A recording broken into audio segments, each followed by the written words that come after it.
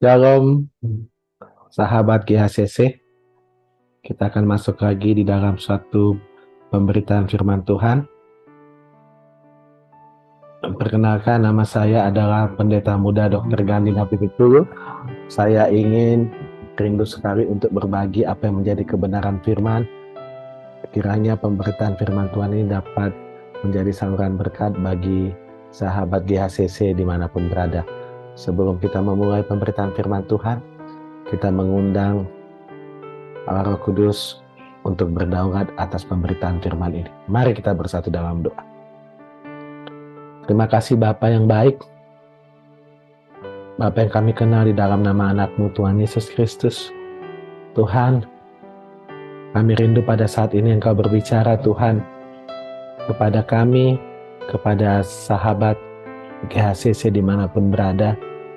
Engkau menyatakan semua kebenaran-kebenaran-Mu Tuhan di dalam kehidupan kami Tuhan, sehingga kami bisa berjalan menurut terang-Mu Tuhan. Kami bisa berjalan seturut dengan apa yang menjadi kehendak-Mu, sehingga langkah kehidupan kami tidak salah Tuhan di dalam menanti-nantikan kedatangan-Mu. Kami rindu Engkau bersabda, kami rindu Engkau berfirman di dalam kehidupan kami, karena terang-Mu itu adalah pelita bagi kaki kami dan terang bagi jalan kami. Kami rindu Engkau hadir pada saat ini, karena tanpa Engkau Tuhan, sesungguhnya kami tidak bisa apa-apa. Dimuliakanlah nama-Mu Tuhan, Gembala kami yang agung, yang akan berbicara mengajari kami. Kami sebagai domba-domba-Mu, siap hanya mendengar apa yang Engkau sampaikan dalam kehidupan kami. Di dalam nama Tuhan Yesus, kami telah berdoa dan mengucap syukur. Haleluya. Amin. Saudara-saudara, kita akan buka dalam kebenaran firman Tuhan di dalam Yohanes 3 ayat 36. Di dalam Yohanes 3 ayat 36 dikatakan begini saudara-saudara. Barang siapa percaya kepada anak, ia beroleh hidup yang kekal. Tetapi barang siapa tidak taat kepada anak, ia tidak akan melihat hidup, melainkan murka Allah tetap ada di atasnya. Sekali lagi saudara-saudara, saya bacakan untuk saudara semuanya, yaitu barang siapa percaya kepada anak, ia beroleh hidup yang kekal. Tetapi barang siapa tidak taat kepada anak, ia tidak akan melihat hidup, melainkan murka Allah tetap ada di atasnya. Saudara-saudara, di dalam konteks Yohanes 3 ayat 36 jelas dikatakan bahwa percaya kepada anak, percaya kepada Tuhan Yesus, itu adalah satu syarat untuk beroleh hidup yang kekal. Tetapi barang siapa tidak taat kepada anak, ia tidak akan dapat melihat hidup, melainkan murka Allah ada di atasnya. Saudara-saudara, kita tahu bahwa banyak kebenaran-kebenaran firman Tuhan menyampaikan bahwa ketika kita percaya kepada Tuhan Yesus Kristus, maka kita akan selamat. Satu kebenaran yang ingin saya sampaikan, percaya itu diaplikasikan sebagai satu perbuatan saudara-saudara.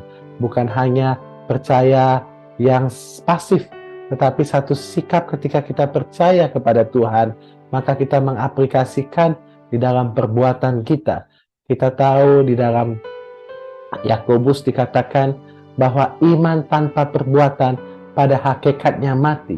Jadi makna daripada Yohanes 3 ayat 35, percaya ini adalah percaya yang aktif saudara-saudara, diikuti dalam suatu perbuatan kita, bahwa karena kita mempercayakan hidup kita kepada Tuhan Yesus, maka perbuatan-perbuatan kita itu adalah berdasarkan kepada pribadi, perkataan daripada pribadi Tuhan itu sendiri saudara-saudara. Sehingga konteks ini semakin dipertegas dengan kata barang siapa tidak taat kepada anak, ia tidak akan dapat melihat hidup. Hidup di sini adalah satu kekekalan, mengalami hidup yang kekal. Dan kalau tidak taat, dia akan mengalami murka Tuhan ada di atasnya. Jadi kalau seandainya kita tidak melakukan suatu iman yang dibarengi oleh perbuatan, dalam ketaatan kepada apa yang menjadi perintah Tuhan, maka pada hakikatnya murka Allah ada di atas kita. Karena ketaatan ini akan membawa kita kepada keselamatan, saudara-saudara. Cuman yang menjadi konteks pada saat ini, bagaimana orang menjadi taat? Bagaimana orang menjadi taat kepada Tuhan? Tentu ketaatan ini definisinya adalah ia melakukan segala apa yang menjadi kehendak Tuhan. Ia melakukan segala apa yang menjadi kehendak Tuhan. Itu adalah definisi daripada ketaatan itu sendiri. Apapun yang menjadi kehendak Tuhan, wajib hukumnya untuk kita ikuti, untuk kita taati. Ternyata persyaratan untuk melakukan segala apa yang dilakukan oleh, apa yang diinginkan oleh firman Tuhan, itu adalah persyaratannya ada tertera di dalam Yohanes 14 ayat 15. Dikatakan di dalam Yohanes 14 ayat 15 dikatakan, jikalau engkau mengasihi aku, kamu akan menuruti segala perintah-perintahku. Ternyata saudara, harga mati daripada kita berhasil di dalam suatu ketaatan, itu adalah dibarengi dengan kasih, mengasihi Tuhan. Mengasihi Tuhan. Hanya dengan mengasihi Tuhan, maka timbul yang namanya ketaatan itu sendiri, saudara-saudara. Hanya dengan mengasihi Tuhan akan timbul yang namanya ketaatan. Jelas, sekali lagi saya kembali agak sedikit ke belakang. Di dalam Yohanes 3 tadi dikatakan bahwa jikalau kita tidak taat, maka kita tidak akan dapat memiliki hidup dan murka Allah ada atas kita. Amin. Kenapa kita bisa menjadi taat? Karena kita mengasihi Tuhan. Ternyata ada sesuatu dampak yang luar biasa yang terjadi jikalau kita mengasihi Tuhan. Ada satu persyaratan mengasihi itu untuk menghasilkan yang namanya kehidupan yang kekal itu sendiri, saudara-saudara. Ini dipertegas di dalam Lukas 10 ayat 25 sampai seterusnya. Di dalam lembaga Alkitab dikenalkan, katakan judulnya adalah Orang Samaria yang Murah Hati. Kita tahu di dalam Lukas 10 ayat 25 dikatakan begini, ada suatu kali berdiri seorang ahli Taurat, saudara-saudara, hendak mencoba Yesus. Pertanyaannya adalah hendak mencoba Yesus. Tetapi walaupun pertanyaannya itu hendak mencoba Yesus, kita tahu di ayat 25 dikatakan, Guru, apa yang harus kuperbuat untuk memperoleh hidup yang kekal? Memperoleh hidup yang kekal. Jadi kalau bahasa hari-harinya, kalau kita mau nanya, Guru, apa yang harus kami perbuat untuk memperoleh masuk surga?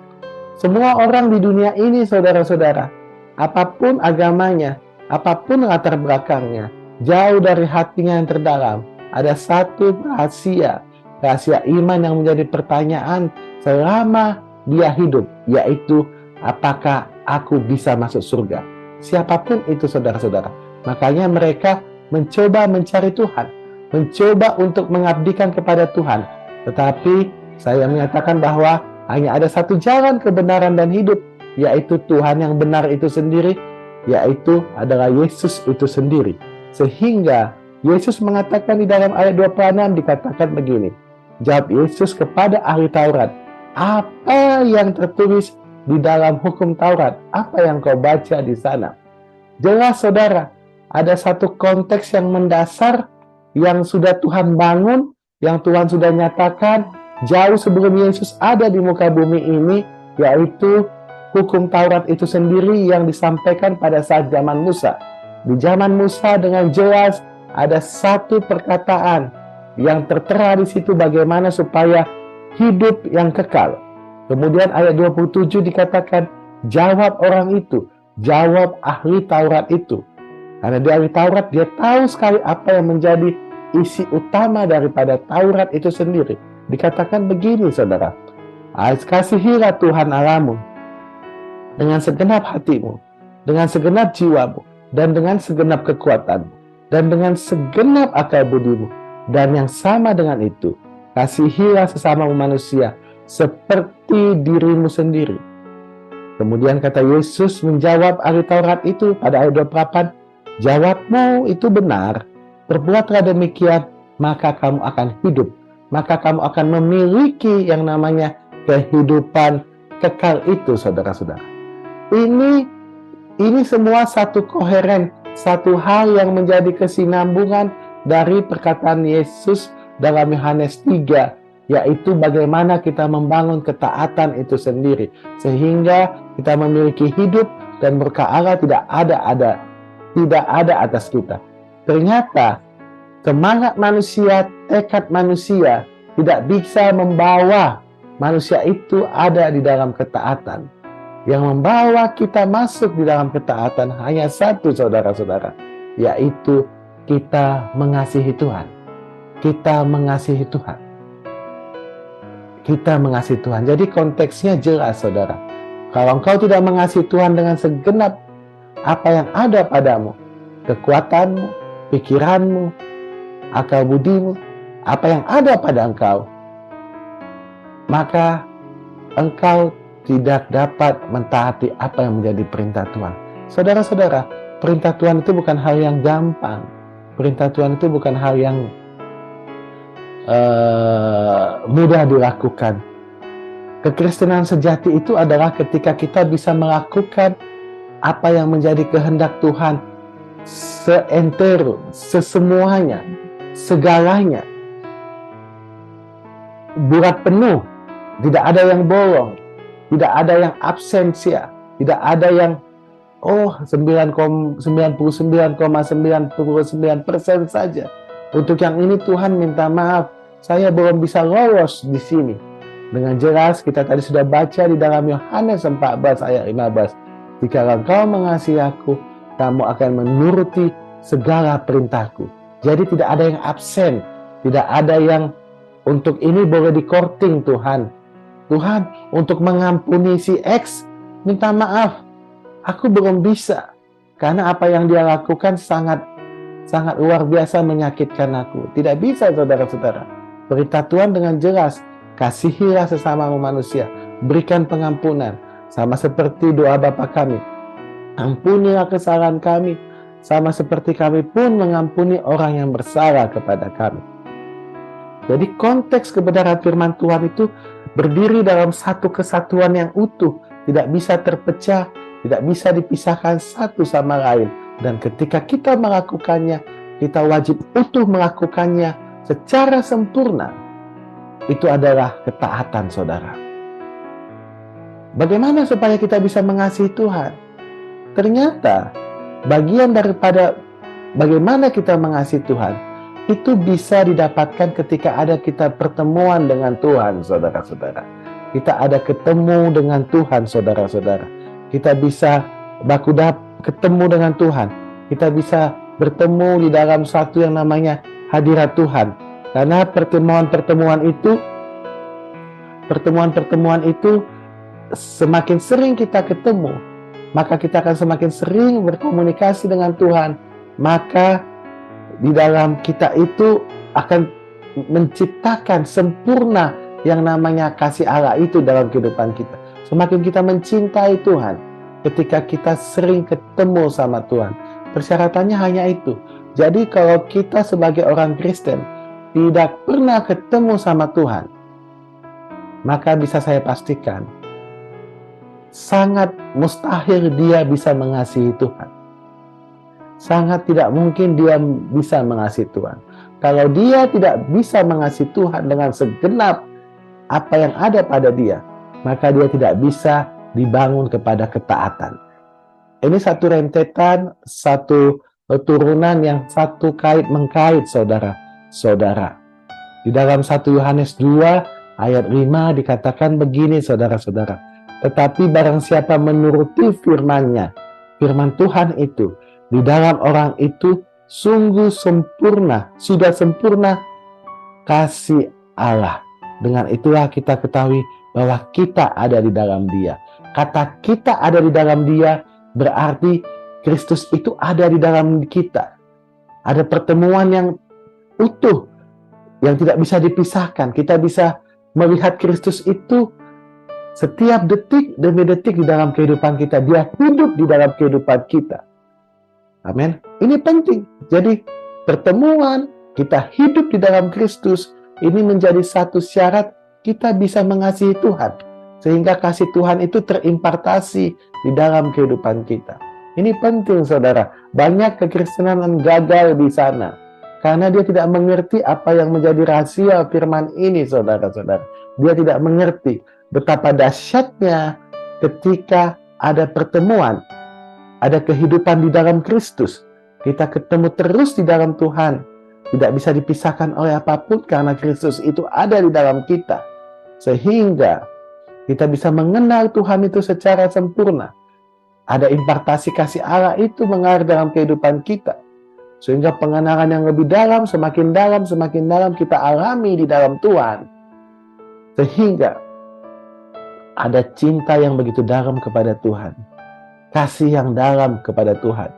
Ketika kita memiliki kasih yang dalam, sama seperti kasih yang murah-murah itu, saudara. Kasih yang murah-murah itu, maka kita akan bisa sanggup dalam ketaatan itu sendiri. Apapun yang menjadi perintahnya, saudara-saudara. Apapun yang diinginkan Tuhan.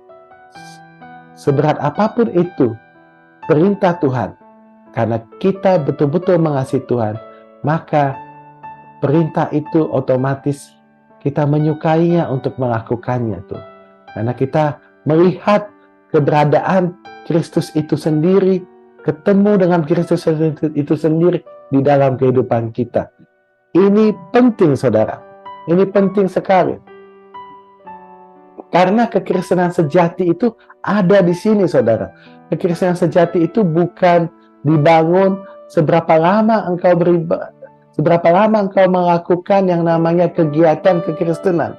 Dari hari Senin sampai hari Minggu engkau beribadah, itu baik. Tetapi itu belum esensi, saudara-saudara. Dari hari Senin sampai hari Minggu ada suatu kegiatan-kegiatan jadwal, ibadah-ibadah rutin, itu baik. Tetapi itu belum esensi. Yang esensi itu adalah apakah di dalam ibadah, apakah di dalam doa, apakah di dalam kehidupan kita, Yesus itu bertemu di dalam kita, ada di dalam kita. Kita ketemu terus, dia ada bergerak di dalam kita. Dan kita mengalami satu yang namanya pergaulan dengan Kristus itu. Sehingga kita mengenal dia. Sehingga cinta kita semakin dalam kepada Kristus. Dan ini akan membawa kita semakin dalam untuk mengasihi Tuhan. Karena ada satu prinsip kebenaran Tuhan, saudara-saudara, yang menjadi perintah Tuhan untuk dikategorikan menjadi kekristenan yang sejati. Karena Tuhan membawa kita kepada kekristenan sejati. Karena hanya dengan kekristenan sejati itulah yang akan membawa kita kepada keselamatan itu sendiri, saudara. Bukan hanya sebagai Kristen, tetapi Kristen yang sejati, saudara.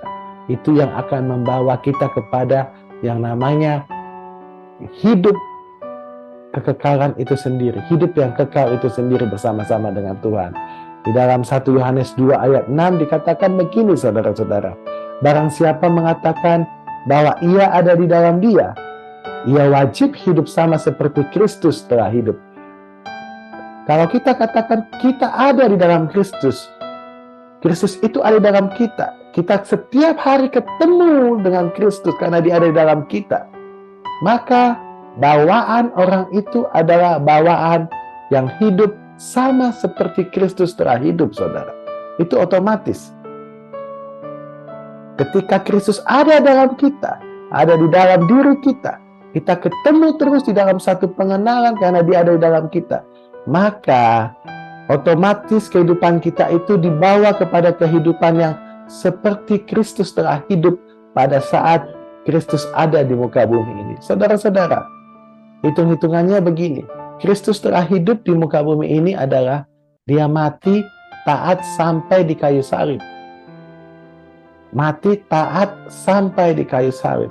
Kita tahu waktu Kristus ada di muka bumi ini, dia adalah Allah, tapi dia mengosongkan dirinya, mengambil rupa seorang hamba, menjadi taat. Rupa seorang hamba menjadi sama seperti manusia, dan taat sampai kepada kayu salib. Jadi kodrat daripada Allah itu dia tanggalkan, dia kosongkan, dan dia menjadi sama seperti kita. Sama seperti kita, dia taat, saudara-saudara, sampai kepada kayu salib. Otomatis kalau dikatakan 1 Yohanes 2 ayat 6, maka kita harus wajib hidup sama seperti Kristus hidup, yaitu kita harus hidup di dalam yang namanya sampai kepada salib itu sendiri, saudara-saudara. Sampai kepada salib itu sendiri. Sampai kepada salib itu sendiri. Jadi begini, kalau hitung-hitungannya Yesus pada saat ada di dunia ini disalibkan, kalaupun itu diminta di dalam kehidupan kita secara fisik, kita pun harus disalibkan. Itu sebenarnya kita harus siap untuk menerima itu, saudara-saudara. Karena dalam 1 Yohanes 2 ayat 6 dikatakan wajib hidup sama seperti Kristus telah hidup. Jadi tidak ada yang namanya kita hidup itu memilih-milih apa yang menjadi gaya hidup Tuhan itu sendiri. Kita tidak memilih apa yang menjadi perintah Tuhan itu sendiri. Jadi kita mengaplikasikan karena kita betul-betul melihat pribadi Tuhan. Melihat pribadi Tuhan yang kita sangat cintai. Bukan melihat keadaan yang kita alami, saudara-saudara. Keadaan apapun boleh terjadi di sekitar kita. Kita boleh disakiti, kita boleh tidak dihargai, kita boleh tidak dianggap oleh apa-apa oleh dunia ini. Tetapi cara pandang kita adalah cara pandang bagaimana respon Tuhan waktu di dunia ini ada. Maka itu menjadi gambaran bagi kita untuk merespon segala sesuatu yang ada di dalam kehidupan kita, saudara-saudara. Yang ada di dalam kehidupan kita.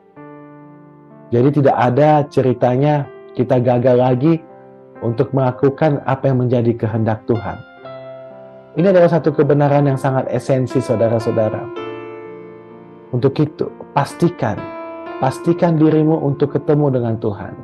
Pastikan Tuhan itu ada di dalam engkau. Pastikan pertemuan yang setiap saat itu ada engkau alami di dalam Tuhan. Sehingga kau mengalami kehadiran Tuhan itu sendiri. Sehingga Tuhan itu bisa kau sentuh, kau raba. Dan engkau mengenal Tuhan itu yang bisa kau sentuh, kau raba. Sehingga karena engkau semakin mengenal, akhirnya engkau semakin jatuh cinta, semakin mengasihi Tuhan itu. Semakin bagimu tidak ada yang lain selain Tuhan itu. Sehingga engkau mempersembahkan apa yang menjadi hidupmu. Bahwa hidupku ini bukannya aku lagi, tetapi Kristus yang ada di dalam aku. Apa yang dulu kuanggap itu adalah keuntungan, itu kuanggap kerugian karena Kristus. Jadi orientasinya adalah pribadi Kristus itu. Karena orientasi kita adalah orientasi cinta akan pribadi Tuhan. Orientasi karena mengasihi Tuhan yang begitu dalam dan luar biasa. Ini adalah satu kebenaran, saudara-saudara. Kiranya berkat Tuhan ini, firman Tuhan ini bisa menjadi saluran berkat bagi kita, saudara-saudara. Saya sangat yakin dan percaya bahwa ketika kita bertemu dengan Tuhan, sesingkat waktu apapun, mungkin ketika ketemu dengan Tuhan itu sangat singkat waktunya, mungkin hanya 2 menit ketika ketemu sama Tuhan, tetapi kita merasakan Tuhan yang sangat luar biasa itu. 2 menit kau ketemu sama Tuhan itu akan mengganti bertahun-tahun hidupmu yang telah berlalu tanpa Tuhan. Itulah dahsyatnya ketika kita bertemu dengan Tuhan. Tidak mustahil bagi manusia, tetapi tidak mustahil bagi Tuhan. Satu contoh yang dialami oleh Zakheus, saudara-saudara, di dalam Lukas 19, ketika dia ketemu sama Tuhan Yesus. Ketika Tuhan Yesus menyatakan, "Zakheus, turunlah, aku hendak mampir ke rumahmu." Tetapi kenapa Tuhan Yesus tertarik untuk melihat Zakheus yang naik di atas pohon?